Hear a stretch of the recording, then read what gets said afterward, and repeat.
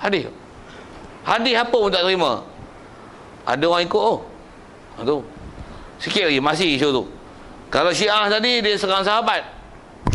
Dalam masa yang sama dia serang Rasulullah tu, pasal serang sahabat, serang Rasulullah tu. Dia serang hadis, serang Bukhari. Dia serang kat Quran. Apa dia? Quran yang ada kat kita ni adalah tak habis, pasal ada yang diberi pada Sayyidina Ali yang Sayyidina Osman tak ambil pun dalam masa Osmani dia. Wow. Dia serang Quran pula. Tuan-tuan, anggur tu habis kan, hancur Islam kan. Habis. Itu kita sebut Syiah tu. Sebut Wahabi lah. Wahabi pun serang hadis lah, tuan-tuan, jangan tak tahu. Dia pun anti hadis lah. Wahabi anti hadis mana? Wahabi anti hadis dhaif. Dhaif ni pada dia adalah hadis mardud. Pernah dengar mardud? Apa hadis mardud ni? Bukan hadis mardud, hadis maudhu'. Maudhu' yang mardud. Faham tak? Maudhu' ni apa? Hadis palsu yang Rasulullah tak pernah cakap. Rasulullah cakap tu hadis mardud, hadis maudhu'. Tu hadis palsu. Hadis dhaif bukan hadis palsu. Hadis dhaif ialah hadis Rasulullah. Perkataan Rasulullah. Misalnya hadis dhaif cerita tentang sembahyang tasbih. Jadi ada tak sembahyang tasbih ni? Ada lah. Ada hadis? Ada. Demo kata apa? Hadis dhaif. Anti hadis tu. Cuma anti hadis dhaif. Kaedah kita yang ulama sebut ke kita, hadis dhaif, dia jadi dhaif tu bukan pasal dia bukan sabda Nabi, dia sabda Nabi. Cuma jadi dhaif pasal hal yang ada pada perawi. Perawi ni penipu. Perawi ni makan berdiri. Perawi ni menipu kat kuda dia. Dia angkat baju, konon-konon nak pergi makan, dan tengok tak ada makanan. Dia umpan tipu. Perawi ni tak pakai kepiah. Perawi ni keluar rumah tak pakai baju. Tolak tu hadis. Padahal betul hadis Rasulullah tu. Itulah hadis dhaif. Hadis dhaif ni maksudnya hadis yang memang benar sabda Nabi, tapi perawi-perawi yang meriwayatkan dia ada masalah yang menyebabkan periwayatan dia tak diterima. Padahal apa yang disebut tu memang benar sabda Nabi. Wahabi dia sepak terus hadis. Tu pun anti hadis tak? Tu Wahabi tu bahaya tak? Pasal dia dalam golongan anti hadis. Anti hadis tuan-tuan, Wahabi tu. Yang tak tahu. Walaupun disebut hadis yang dia pakai hadis ikut kepala otak dia. Yang pada dia tu selera dia. Hadis yang dia tak pakai, hadis yang dhaif tu, dia seolah-olah martabatnya macam maudhu', macam hadis palsu. Ikut je masuk neraka. Sembahyang tasbih, hadis dhaif, masuk neraka. Azan 2 kali masuk neraka. Woi, subhana rabbiyal a'la wa bihamdi, bubuh wa bihamdi, masuk neraka. Woi, masuk neraka tu. Keliling kita banyak sangat benda-benda macam tu. Jadi hati-hati. Macam mana pun saya nak sebut tu adalah nak kata di mana yang khususnya ke Rasulullah tadi, mempertikai sahabat pasti mempertikai Rasulullah. Jadi nak sebut keliling kita, golongan yang tak betul dengan Islam ni diserang macam-macam. Kalau pluralisme, liberalisme, dia serang style lain pula. Islam bukan satu-satunya agama yang benar. Manusia bebas beragama. Dia ajar pahaman PBB tu. Human right. Manusia bebas beragama. Dia boleh beragama apa saja yang dia nak agama. Siapa-siapa yang mengatakan Islam ni adalah satu-satunya agama yang betul, ini adalah golongan ekstrim. Ini sekular. Pisah pula. Jangan campur aduk politik dengan agama. Politik lain, agama lain. Ini satu pasien. Itu UMNO telah tu. UMNO telah tu. Pergi sebut semua agama adalah sama pergi ke syurga. Tak kira apa-apa agama, Hindu ke Buddha ke. Itu pluralisme. Keliling tuan-tuan. Semua kena serang kita ni Islam ni. Islam ni musuh banyak kan. Nanti yang Rasulullah menaik syarat pecah 73. Sekali lalu gitu. Tuan-tuan tak ada tanya, saya saja sebut-sebut itu supaya hati-hati sikit. Jadi ngajilah elok-elok. Agak-agak tak berapa jelas tentang perkara akidah tu, wajib pergi cari ilmu dengan tepat. Apa yang betul, apa yang salah tu pastikan dia. Baik. Jadi seterusnya apa kita nak baca ni, kata dia ialah dia bagi soalan sikit, nak masuk pada bab lain. Jadi kita nak tinggal dalam bab Rasul ni, masuk pada bab seterusnya dalam kitab kita ni. Kalau nisbah angka tu, yang ni kalau ikut rukun Islam yang kelima. percaya dengan hari kiamat. Jadi soal dia, apa arti percaya dengan hari kiamat? Okay. Tak ada soal kalau kita nak sambung terus. Soal. Jadi jawab bagi soalan tu. Macam mana kata percaya hari kiamat ni? Jawabnya iaitu percaya hari kiamat ni ialah wajib atas tiap-tiap mukallaf i'tiqad. Tiap-tiap yang bernyawa mesti kena mati apabila sampai ajalnya, tiada terdahulu dan tiada kemudian. Dan jikalau dibunuh ataupun bunuh dirinya sekalipun dan masuk ke dalam kubur pada hissi atau pada maknawi dan disoal oleh Munkar Nakir. Tarikh dia panjang. Kalau saya pendekkan dengan apa dia akan sebut akan datang nanti. Pasal dia bagi ayat panjang tu nak bagi hurai definisi hari akhirat tu. Apa maksud percaya dengan hari akhirat? Dengan apa dia sebut kita baca kali lalu tu? Percaya dengan akhirat maksudnya kita mengimani, kita meyakini kita hidup ni mati. Tu sekurang-kurang percaya akhirat. Tu baru sesi pertama tu. Kita hidup ni mesti mati. Bila mati ada soal Munkar Nakir dalam kubur. Lepas tu ada azab, ada nikmat dalam kubur. Itu termasuk dalam percaya dalam akhirat. Dan percaya dalam akhirat juga termasuk dalam dia percaya bahawasanya ada kebangkitan semula dengan ditiupkan sangkakala kedua, dihidup semula, dan bila dihidupkan semula dengan dikembalikan roh pada jasad, Allah Ta'ala jadikan jasad kita semula jadi yang lain. Siapa-siapa yang jasad dia hancur, Allah Ta'ala jadikan lain. Mana jasad-jasad tak hancur tu, Allah Ta'ala hanya sekadar kembalikan roh dia kepada jasad dia, nyawa dia, roh dia ke jasad dia. Pasal ada jasad-jasad yang tak hancur. Jadi kembalikan balik, lepas tu dibalas mengikut apa yang sedia maklum dalam agama. Sampailah ahli syurga ke syurga, ahli neraka ke neraka. Segala prosesnya itu, mempercayainya itu termasuk dalam mempercayai hari akhirat. Ya. Itu tarikh yang dia sebut. Tapi dia sebut menjela panjang ke alam kubur, dia selesaikan kubur tu, lagi masuk kiamat, apa selesai, dia selesai habis. Panjang sikit.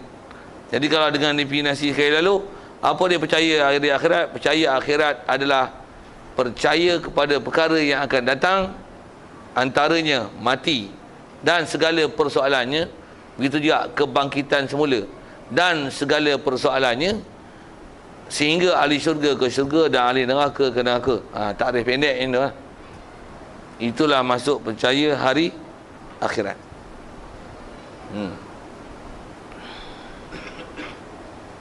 Sekali lalu gitu, atas sebut ulama juga tuan-tuan, macam ni istilah hari akhirat ni. Percaya hari akhirat juga termasuk dalam dia adalah percaya dengan alamat-alamat besar yang akan berlaku sebelum berlakunya kiamat. Itu juga termasuk dalam percaya hari akhirat. Jadi mati, bangkit semula, sebelum tu saya ada tinggal tadilah. Dan kata kemusnahan alam, mati dan segala persoalannya. Waktu kemusnahan alam, yang tu saya tertinggal sebut ni. Lepas tu bangkit semula dengan ditiupkan sangkakala kedua, dan segala permasalahan dan persoalannya, sehingga ahli syurga ke syurga, ahli neraka ke neraka. Okay. Itu adalah beriman dengan hari akhirat. Termasuk dalam tu adalah mempercayai, meyakini segala alamat-alamat dan tanda-tanda, sama ada tanda besar ataupun tanda kecil, yang menunjukkan bakal berlakunya kiamat, kemusnahan alam tu. Termasuk dalam beriman hari akhirat. Beriman dengan hari akhirat termasuk dalam dia ialah beriman dengan tanda-tanda akhirat. Sekali lalu tarikh macam tu. Satu di atas tarikh tu, siapa-siapa yang ingkar mati, segala persoalan mati, soalan Munkar Nakir, ada azab, ada nikmat dalam kubur, siapa dapat azab, siapa dapat nikmat. Begitu juga tentang kemusnahan alam dan tanda-tanda alamat kiamat. Bermula dengan Imam Mahdi, Dajjal, Nabi Isa bunuh Dajjal, keluar Yajuj wa Majuj, nanti Nabi Isa akan wafat, lepas tu Kaabah akan diruntuhkan, lepas tu Allahumma salli ala. Lepas tu akan keluar binatang yang bercakap, memberi nasihat atas manusia. Nanti matahari akan terbit sebelah barat, mutu akan keluar asap daripada orang-orang, daripada keluar asap berumur itu akan keluar asap. Lepas tu hilang Quran daripada mushaf. Lepas tu sampai tahap akhir dia orang kafir semua jadi orang kafir. Semua manusia atas muka bumi jadi kafir. Musnahlah. Semua tu wajib diimani pasal ada hadis mutawatir yang menyebut perkara itu. Beriman dengan hari akhirat berarti beriman dengan semua perkara yang tu alam akhir. Akhir tu mati, permasalahan dia, tiup sangkala pertama dan tanda-tanda dia, tiup sangka kedua, dan permasalahannya singgah dari syurga ke syurga, dari neraka ke neraka. Tu. Itu adalah beriman dengan akhirat. Satu pun tak boleh nak silap, dan semua maklumat yang datang mesti dipelajari elok-elok. Dengan bahasa lainnya, topik besar dia macam tu, subtopik dia mesti dilihat elok-elok dan tidak boleh ada satu pun dinafi, kerana semua tu adalah perkara yang dibawa datang perkhabarannya oleh Nabi kita Muhammad SAW. Membenarkan Muhammad Rasulullah, dia utusan Allah, membenarkan apa yang dibawanya, dan antara yang dibawanya adalah beriman dengan hari akhirat dengan makna tadi. Okey, sekali lalu soalan tu boleh? Umum makna beriman dari akhirat dengan apa dia jawab sekali lalu baca, kita nak tengok balik, dan saya bagi jawapan umum keseluruhan apa sepatutnya diiktikad dalam bab beriman dari akhirat, dan itulah maksud beriman dari akhirat. Ada soal? Ya.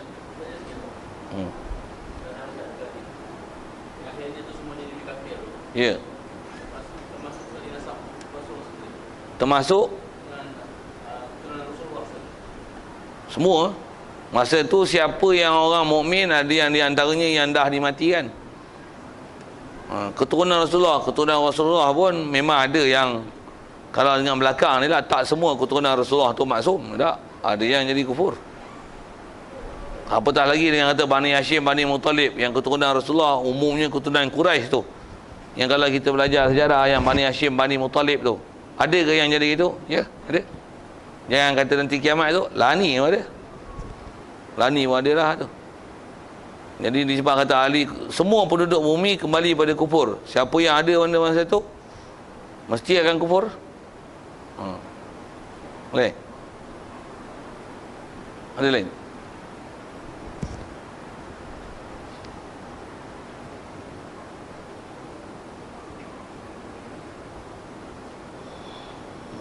Baik. InsyaAllah kita jumpa apa lebih kurang apa yang disebut tu akan datang. Ini memang disebut panjang tu. Dengan sebab waktu ada ni, tengok dulu apa dia sebut di awal.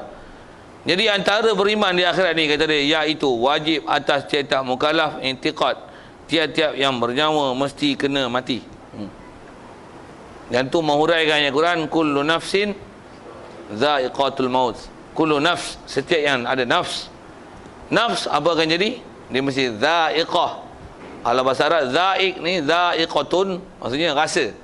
Boleh bila disebut kata merasai mati, maksudnya proses kematian mesti berlaku pada itu, dan tuan badan dia akan rasa, dan maksud mati itu adalah tertanggal roh daripada jasad setiap orang. Itu wajib intiqad, setiap orang mesti mati. Mesti mati. Tak ada orang yang boleh ke akhirat melainkan mesti dia mati dulu. Tak ada orang ke akhirat tanpa mati. Tak ada. Satu nak ke akhirat, mati dulu. Tapi taklah suruh bunuh diri, tak adalah macam tu. Tapi nak kata nak pergi ke akhirat mesti mati dulu. Siapa yang boleh masuk alam barzakh tanpa mati, mengarut. Dan siapa dah masuk alam barzakh, balik cerita kat dunia pula, aku dah masuk alam barzakh, tu pun mengarut je. Tu jaga tu. Bab-bab macam ni macam-macam cerita kan. Kalau dia mimpi masuk alam barzakh, tak ada masalah. Tapi dia kata dia pergi dah alam barzakh ni, hai, dahsyat tu. Dia kata saya dah pergi ekspedisi mengembara ke alam barzakh. Hai, dahsyat tu. Saya dah berjumpa malaikat Munkar dan Nakir. Wow. Jaga merepek ada. Dah merepek ni ada orang cerita, dah ada orang telan pun.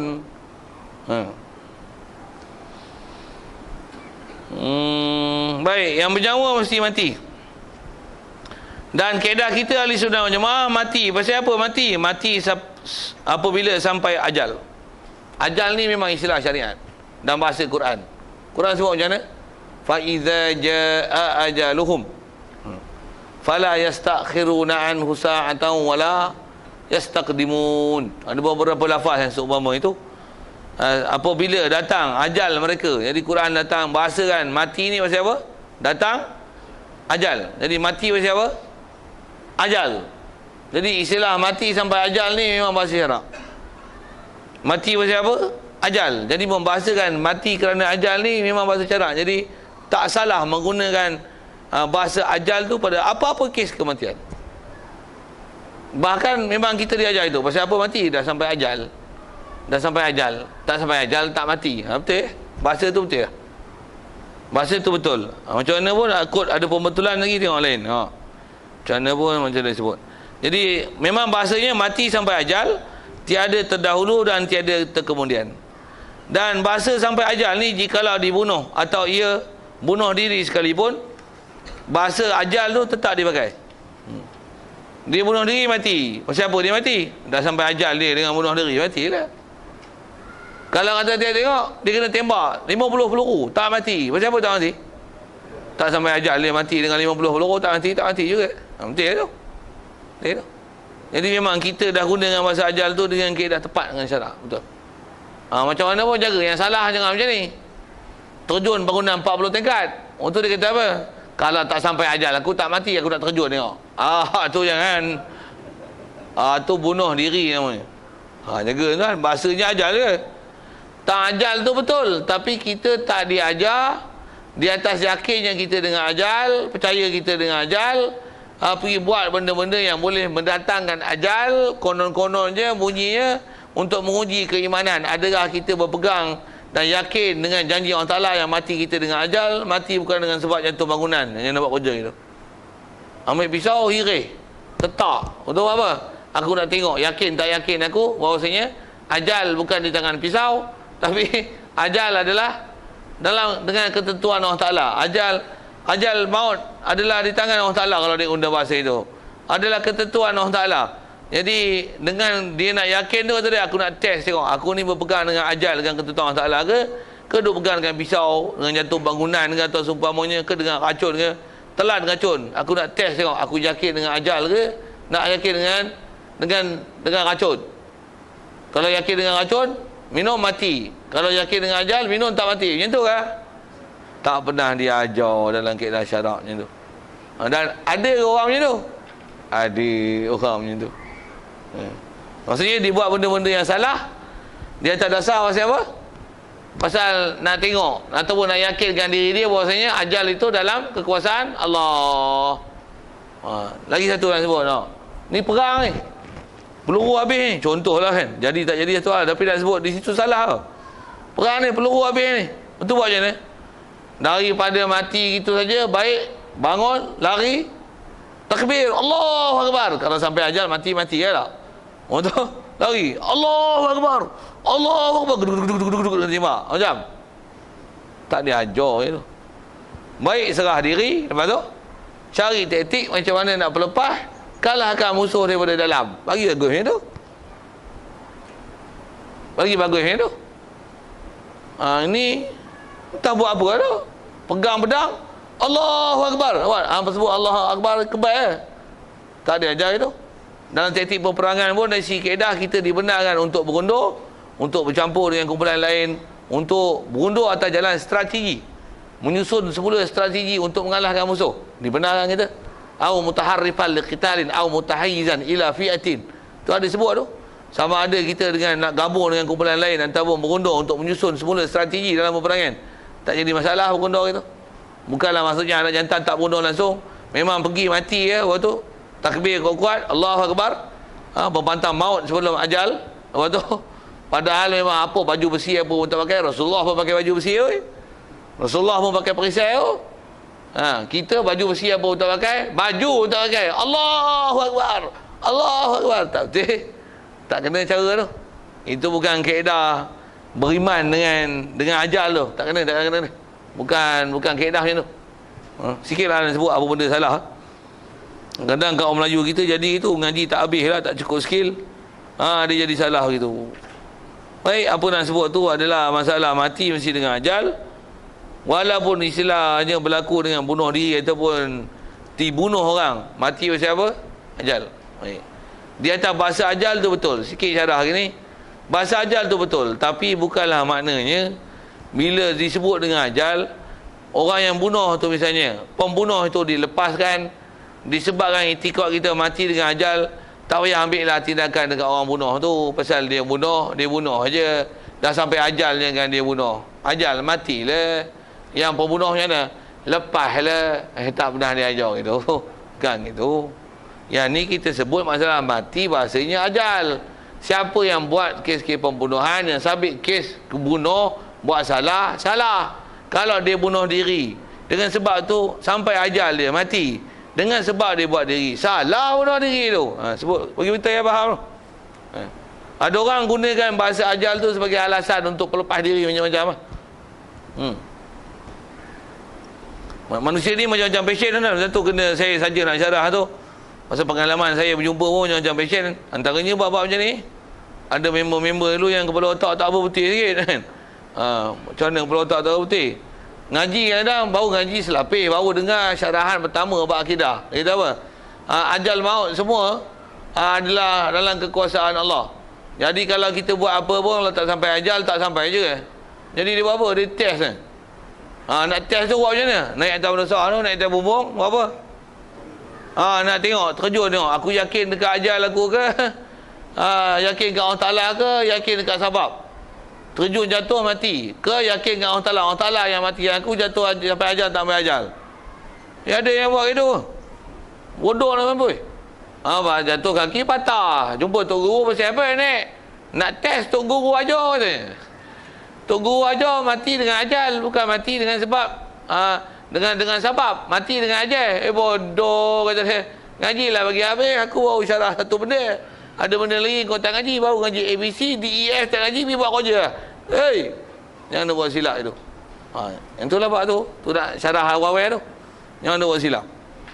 Jadi memang istilahnya mati dengan ajal, tapi taklah menafikan siapa pembuat ajal, dan tidak juga kaedah dia apa yang perkara yang menyebabkan ajal tu dicuba diuji seolah-olah nak meyakinkan kepada ajal.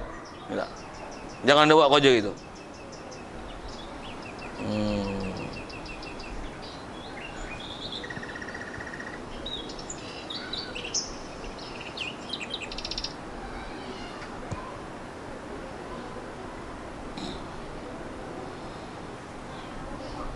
Baik.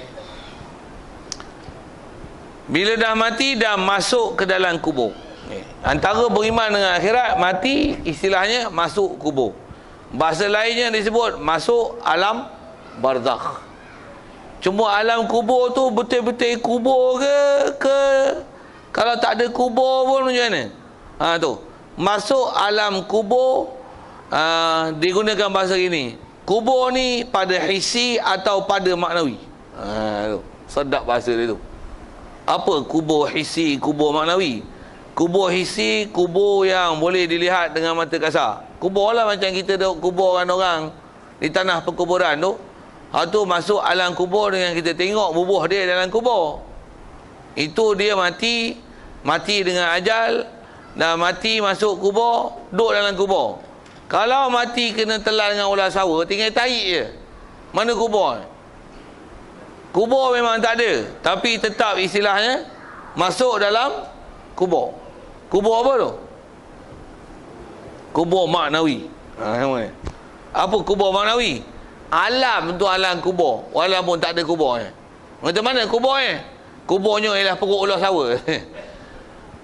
Perut rimau telan. Untuk mana kuburnya? Tak ada kubur.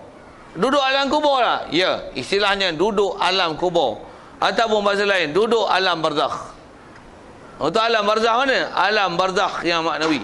Alam kubur yang maknawi. Kalau nak guna kubur, bahasa orang Melayu kita bila sebut kubur, dia faham kubur tu lah. Untuk yang orang tak ada kubur ni macam mana?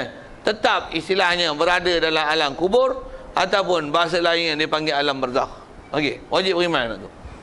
Satu, kalau ada orang kata mati tak ada kubur macam mana? Mati tak ada kubur pun tetap dia istilahnya berada dalam alam kubur. Pasal dia alam lain. Bukan nanti kubur tu adalah diri kubur. Itu adalah hisi. Tapi kubur tu adalah satu istilah untuk berpindah daripada alam dunia kepada satu alam yang sebelum ke alam akhirat. Itulah dia panggil alam kubur. Alam dengan bahasa Arabnya dia panggil alam barzakh. Ya. Walaupun kubur dia tak ada. Satu kalau ada orang mati katalah gini, dia mati-mati dia wasiat, dia kata kalau aku mati bakar lah mayat aku. Buat apa? Jangan bagi ada debu. Debu ada pun bagi tabur kat angin. Macam apa? Jangan bagi ada kubur. Pasal aku tak boleh duduk dalam kubur. Aku tak mau duduk dalam kubur. Aku tak mau ada dalam alam kubur. Buatlah. Tak ada jadi itu. Masuk kubur juga. Istilahnya masuk kubur juga. Kubur apa? Jawab. Kubur maknawi namanya. Kubur maknawi. Itu istilah tu. Kubur maknawi. Maksudnya kubur pada realitinya dia sedang berada dalam alam kubur. Walaupun kubur yang tak ada. Tetap dengan dia mati itu cabut roh, dan atas istilahnya mati sampai ajal. Okey. Begitu juga bila dah kata masuk alam kubur, semestinya lah macam mana sebut awal tadi, beriman dengan alam akhirat ni maksudnya mati, untuk ada soal mungkar nakir, duduk dalam kubur, lepas tu ada soal mungkar nakir.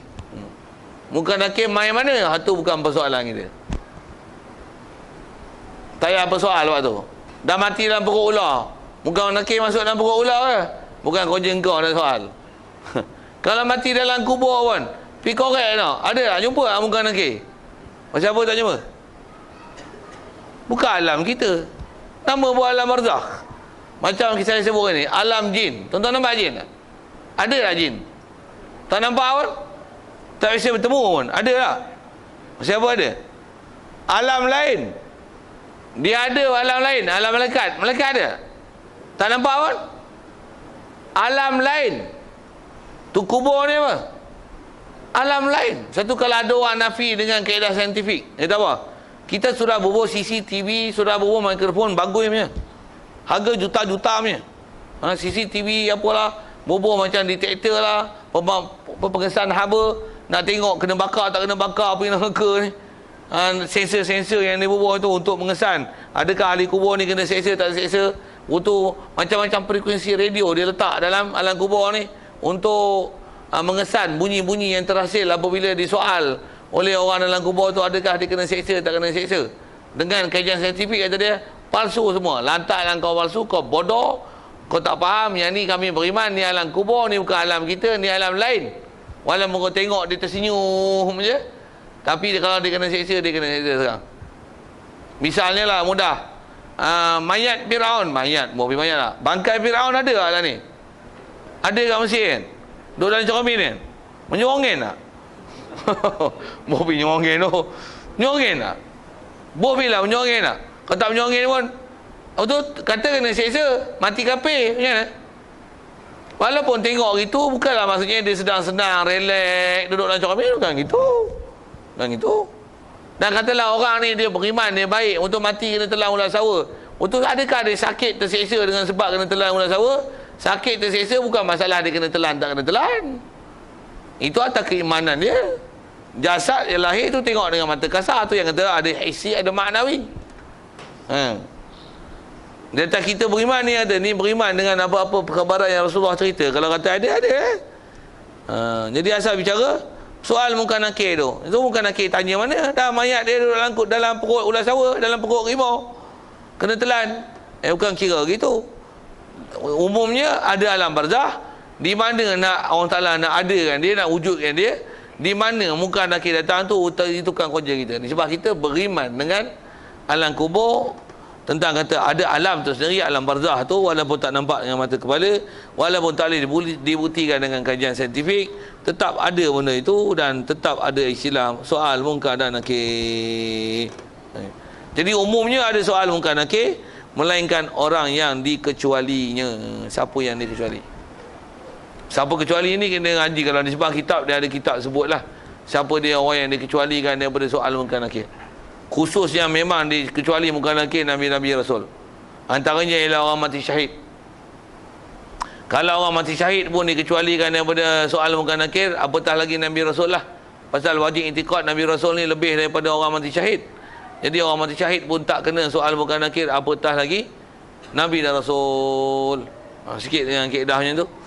Lagi siapa dia? Kalau ikut ada beberapa warid lah datang, orang mati syahid, orang yang hidup dunia ni masa dia nak mati banyak menyebut la ilaha illa anta subhanaka inni kuntu minadh zalimin, dalam keadaan akidah dia betul, amalan dia betul, dah mati pula dalam keadaan akhir kalam ni menyebut kalimah-kalimah tu, memperbanyakkan menyebut itu, nak menunjukkan pengiktirafan dia pada dosa dia, dengan bahasanya dia mati dalam keadaan bertaubat kembali pada Allah Ta'ala daripada apa kesilapan dia. Mati dengan mengekalkan membaca surah Al-Mulk, surah Al-Mulk setiap malam sebelum tidur, sejak daripada mula dengan perkhabaran sampai mati, tak pernah tinggal. Tu dapat tu. Tuan-tuan tak pernah dengar malam ni, dengar malam ni terus beramai. Tuan-tuan mati dalam kubur, malaikat mengangkat kita tak mahu tanya. Apa dia? Dengar kelebihan tu. Mula dengar tu. Kalau ikut sobit dalam hadis dalam kitab pun sebut itu, kelebihan baca surah Muluk, dengar hari ni, nak tidur mesti baca surah Muluk. Jadi tak akan ditinggalkan amalan tersebut sampai mati. Kalau tinggal pun dia akan kotor, kalau tinggal pun perkara yang menyebabkan dia terlupa, tak larat sangat, tertidur dan sebagainya, itu perkara yang tak dapat tidak pada dia, yang bukan kesengajaan dia, tapi dia tak akan tidur melainkan dengan dia baca surah Muluk dulu. Itu ialah antara warid datang, siapa yang jadi wirid dia daripada mula dia dengar perkhabaran itu sampai mati dia mengamalkan hak tu, dia adalah antara orang yang tak kena soal mungkar nakir dalam kubur, dan jasad dia tak rosak dalam kubur. Itu antara yang ada datang warid lah. Antara yang tak kena soal mungkar nakir juga, sebut umumnya dalam kitab disebut ini, orang yang mati syahid akhirat. Termasuk senarai tadi. Siapa dia orang mati syahid akhirat ni? Orang yang mati dalam keadaan kena seksa, mati kena bakar, mati bersalin, mati aksiden. Cuma kait dia beriman, amal soleh. Beriman, amal soleh, mati keadaan terseksa yang tu. Mati kena bunuh, mati aksiden, mati empak batu, mati terbakar, mati meletup, mati apa? Mati kena pau, mati kena tembak, mati pijak gajah, mati kena bahar rimau, mati belik ular sawa.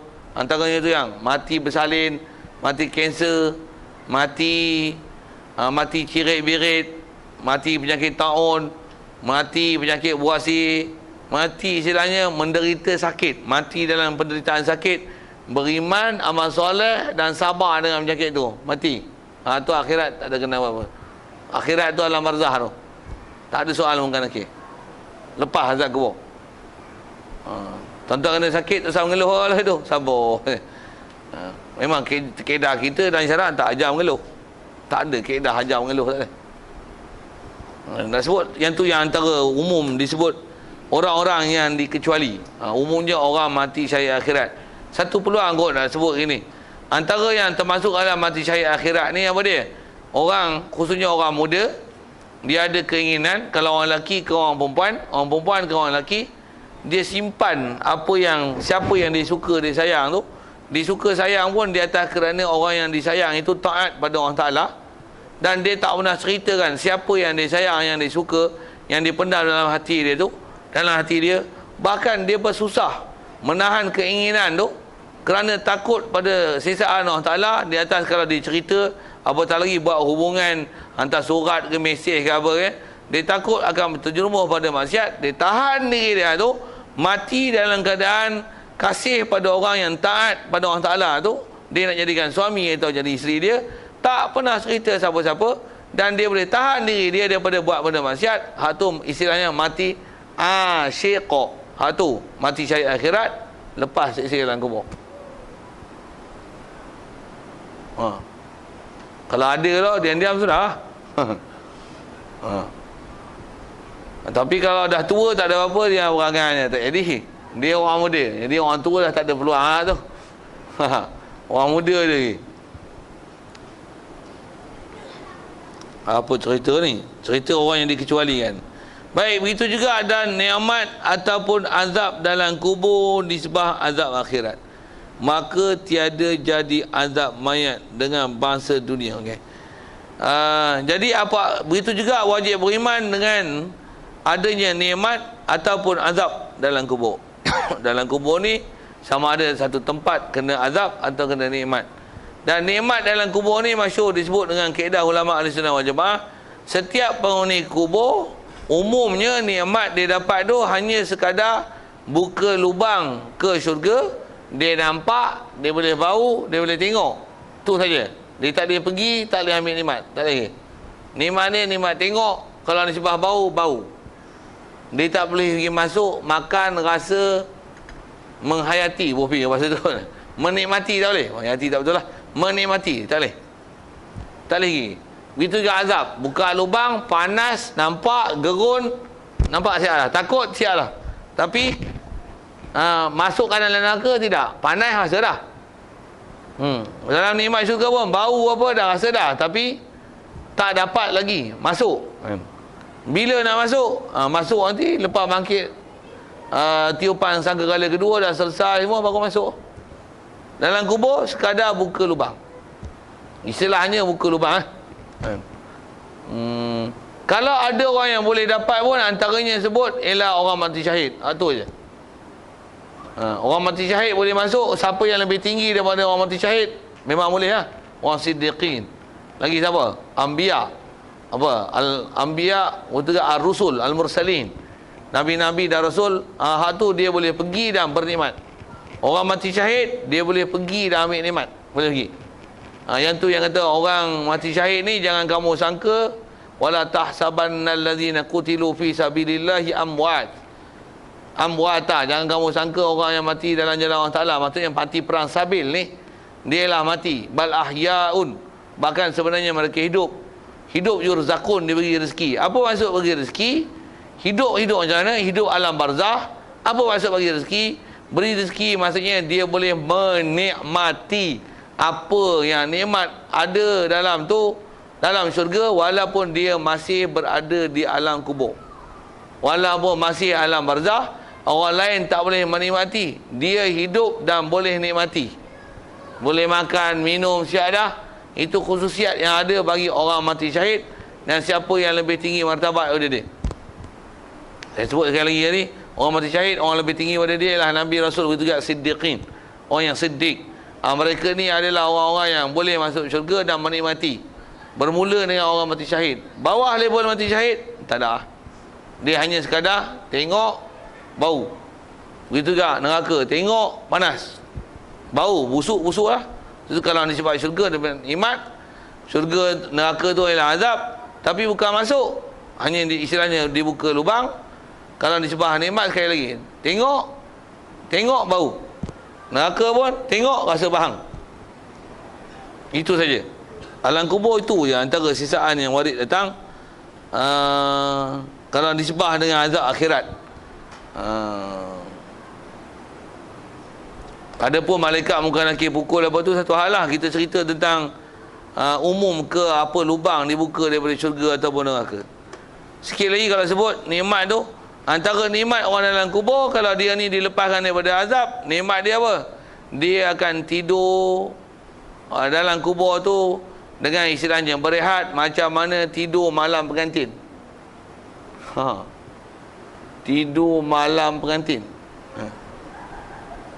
Kalau dalam yang kena azab, tidur dia akan sakit, diseksa macam mana tulang rusuk macam ni, impit, selisih tulang.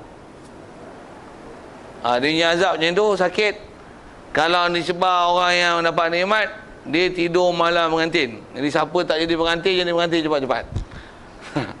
Dia akan rasa malam pengantin tu macam ni. Sikit nak sebut tu lah, tak ada pun diam sudah. Nak kata itu satu kiasan bahasa menunjukkan tidur seronok. Tidur seronok. Bahasa agak lembut sikit, kok mudah faham, tapi bahasa tu bahasa dalam hadis tu tak silapnya. Apa dia? Tidur macam anak-anak dalam pangkuan ibu. Tapi anak pangkuan ibu lain sikit bunyinya. Tapi tidur malam pengantin, lain. Kalau tak tahu, jadi pengantin baru semula. Tak faham tu dah. Tapi boleh faham tu, sambil-sambil tu saya lawak je lah. Okey, jadi kena azab dan nikmat ni nisbah azab akhirat. Nisbah azab akhirat, nisbah azab dan nikmat alam barzakh. Ada pun kita tengok, kerana mayat duduk situ je, jasad pun menyentuh je. Nisbah bakar tak kena bakar pun, bubuh jangka suhu tak panas pun, badan pun tak hancur pun, itu tak nampak pun lebam-lebam. Untuk macam mana tu? Dah, azab tu bukan azab dunia, tapi azab tu nisbah akhirat. Kalau ada pun orang nak tengok gambar apa-apa yang sebagainya, biarlah tu. Kalau nak ambil iktibar, bagus. Tapi kalau ikut, itu bukan perbicaraan. Yang tu kalau nak jadikan dalil pun susah juga. Tapi asal kaedah kita belajar dalam bab akidah ni, kalau tak pernah nampak orang kena seksa sekalipun dia jahat, tengok badan apa tak lebam apa pun, badan pun elok je, tak pernah busuk, walaupun dah beribu tahun, apa kaedahnya? Kita wajib beriman kalau yang kena azab adalah kena azab, walaupun tak pernah nampak apa jenis azab ada kat dia. Pasal alam pun alam lain, bukan alam dunia, dia ialah alam barzah atau alam kubur. Baik, di atas kaedah tu, jadi nisbah azab dan nikmat ni ialah nisbah azab akhirat, nisbah alam kubur. Maka tiada jadi azab mayat dengan bangsa dunia. Okey. Macam mana bangsa dunia? Orang dah mati. Kita tengok, kata dia, kita tengok ada mayat ni seperti dicincang ataupun dibakar api. Sekalipun mayat itu dibakar api, sekalipun mayat itu tiada jadi sakitnya mayat. Mayat tu adalah mati, dicincang, lontak kat bagi anjing, bagi harimau makan. Macam mayat tu sakit ke? Tak. Mayat yang istilahnya mati dalam keadaan baik, memang dia tak ada kena azab. Duduk istilahnya dia mati, cabut nyawa tu, tak ada azab apa? Tak ada apa-apa. Tak ada apa-apa. Macam mana pun boleh kita pergi cincang, tetapi haram kita buat perkara yang kesakitan bagi mayat. Dan waktu yang haram, nisbah haram ke kita tu yang ulama kita, kalau sebut pilihan ulama, orang tua-tua kita disebut apa? Waktu mandi mayat, dia kata apa? Jangan buat kasar-kasar ke mayat, mayat pun sakit. Kita dengar tak? Sakit ke mayat tu? Tak, mayat tak sakit dah. Untuk ayat tu apa tu? Kena tanggung macam ni. Mayat sakit tu sebagai ayat untuk kita cermat supaya jangan kita berdosa, kita buat benda yang tak ikut peraturan memandi mayat, yang kita kena berlembut seolah-olah mayat tu dia masih hidup. Dia tak boleh ambil mayat, kepak tangan agak-agak keras tu, rak gitu. Kaki tak boleh, rak gitu. Waktu agak-agak ni tumbuk masuk dalam kolah, angkat, lempak bagi atas kain kapan tu golek, buat macam kuih ketayak tu, golek tu, sepak pun dengan kaki je, tu memang selesai buat kapan. Tapi hang rosak. Kalau dia kata gini, mayat bukan sakit dah, kalau dia baik pun dapat nikmat, memang dia tak sakit, hang sakit tu. Ayat tu bagi faham elok tu. Jadi ulama-ulama kita sebut ayat tu supaya kita, untuk ke kita tu, bukan ke mayat tu. Bagi faham juga ayat tu. Pasal ayat-ayat tu yang kata dia pukul anak sindir menantu tu. Tu istilah pepatahnya. Maksudnya bukan nak kata mayat tu yang kena seksa, tapi kita yang kena, pasal kita nisbah melanggar peraturan yang sepatutnya apa yang kena buat kepada mayat tersebut. Okey. Nisbah kita haram buat perkara yang mensakitkan mayat. Jika ia masa hidupnya, nisbah masa mayat tu, kalau kata masih hidup, apa yang kita buat itu istilahnya menyakiti dia. Haram kita buat perbuatan tu. Satu, mayat dah mati, soal tak? Boleh potong kuku dia tak? Mayat mati, boleh potong kuku tak? Padahal potong kuku bukan sakit tak? Tapi potong kuku tak boleh. Itu istilah menyakiti mayat dan mencari kehormatan dia. Potong rambut boleh tak? Tak boleh potong rambut Kepak tangan dia boleh tak? Kepak pun bukan bagi putus, dah dikeras mati duduk macam ni. Betul macam mana? Kita pun geram tengok. Macam mana? Tu tak boleh tu, haram tu. Kaedah dia macam mana? Cari minyak, urut, bagi lembut. Kecil, urut, lembut. Tak boleh, ambil minyak lagi. Tera nak mandi esok tu, malam ni pijat lembut. Lembut kan sendi-sendi dia tu. Antara kaedah yang betul oleh sebut ulama, mayat mati ni, satu, kita kaedah orang tua dulu dia sebut apa? Bila mayat mati, macam mana nak bagi dia tak keras? Dia istilahnya gerakkan di sendi dia kalau dia mati ni. Mati ni dah mati dah sah mati. Macam mana? Tangan dia angkat kan, dia tidur kan tu, angkat, lipat, picit tangan dia macam ni. Buat apa tu? Dia akan jadi lembut nanti bila nak mati. Atas jalan kaedah sebab macam tu. Angkat tangan dia, kepak, tutup mulut kan. Goyang. Kalau dia tu buka, tutupkan dia, lembutkan dia, ambil minyak urut, tarik. Kalau dia tak boleh tutup, mata tutup. Kaki dia angkat ni, kalau ni kaki ni, angkat kaki, kepak. mayat tu. Tanah Melajur dengar saya sebut. Mak pengurusan jenazah.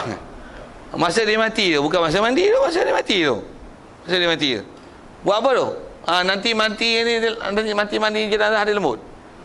Kalau dia keras mati itu, kita biar itu. Tambah 2 hari biar itu. Dia angkat keras itu. Macam batang kayu gitu. Angkat. Susah tau.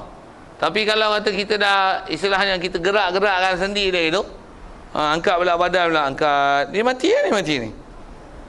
Mandi nanti macam orang hidup lagi. Angkat lembut je, angkat. Lembut je, dia angkat dia. Itu antara petua-petua lembut dia. Begitu juga kalau tuan-tuan sembelih binatang. Sembelih ayam, pagi sembelih, tengah hari pun nak proses. Tuan-tuan tahu nak bagi dia tak keras gitu macam mana? Jangan. Sama dengan kedah tu. Sembelih dia mati. Saya nak ajar cara lembut ni. Kena minta geras tu patutnya. Okay. Ayam dah sembelih, dia mati tu. Macam mana nak bagi dia lembut? Tak bagi dia keras tu. Tuan-tuan sembelih proses dia tengah hari tak apa. Tapi dia lembut. Sembelih pagi ni. Apa dia? Dia dah mati tu, habis nyawa dah. Buat macam mana? Kaki dia tu angkat. Kepak. Kepak dia tu bukan. Tarik tu. Saya kaki sembelih, saya tahu.